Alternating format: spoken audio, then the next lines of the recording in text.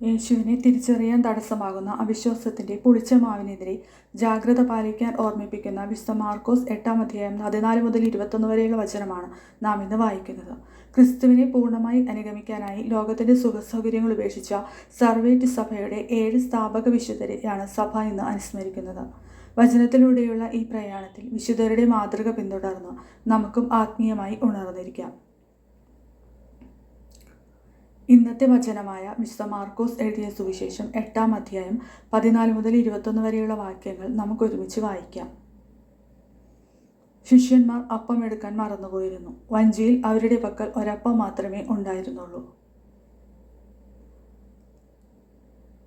അവർ മുന്നറിയിപ്പ് നൽകി, നിങ്ങൾ ജാഗരൂകരായിരിക്കുവിൻ.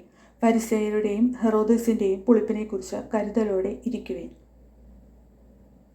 അവൻ ഇങ്ങനെ പറഞ്ഞത് ഞങ്ങളുടെ പക്കൽ അപ്പം ഇല്ലാത്തതുകൊണ്ടാണെന്ന് അവർ പരസ്പരം പറഞ്ഞു. ഇത് മനസ്സിലാക്കിയ യേശു അവരോട് പറഞ്ഞു, നിങ്ങൾക്ക് അപ്പമില്ലാത്തതിനെക്കുറിച്ച് എന്തിന് തർക്കിക്കുന്നു? ഇനിയും നിങ്ങൾ മനസ്സിലാക്കുകയും ഗ്രഹിക്കുകയും ചെയ്യുന്നില്ലേ? നിങ്ങളുടെ ഹൃദയങ്ങൾ മന്ദീഭവിച്ചിരിക്കുന്നുവോ?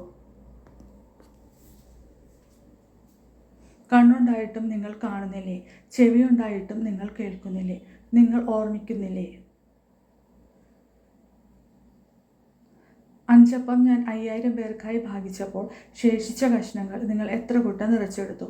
12 എന്ന് അവർ പറഞ്ഞു.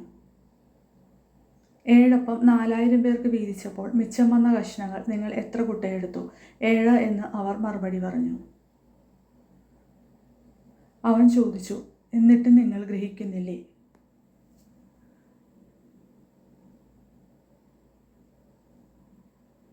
ഇന്നത്തെ വിശുദ്ധ സർവേറ്റ് സഭയുടെ 7 സ്ഥാപകർ.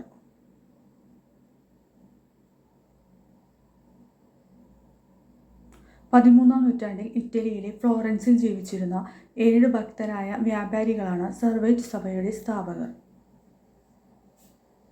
ലൗകിക സുഖങ്ങൾ ഉപേക്ഷിച്ച് പരിശുദ്ധ കന്യകാമറിയത്തോടുള്ള പ്രത്യേക ഭക്തിയാൽ പ്രാർത്ഥനയ്ക്കും തപസ്സിനുമായി ജീവിതം സമർപ്പിച്ചവരാണ് ഇവർ.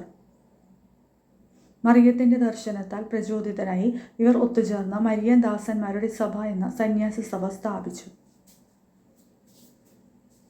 എളിമ, സാഹോദര്യം, കന്യകാമറിയത്തിൻ്റെ ദുഃഖങ്ങളിൽ പങ്കുചേരൽ എന്നിവയാണ് ഇവരുടെ ആത്മീയ ജീവിതത്തിൻ്റെ പ്രധാന ലക്ഷ്യങ്ങൾ.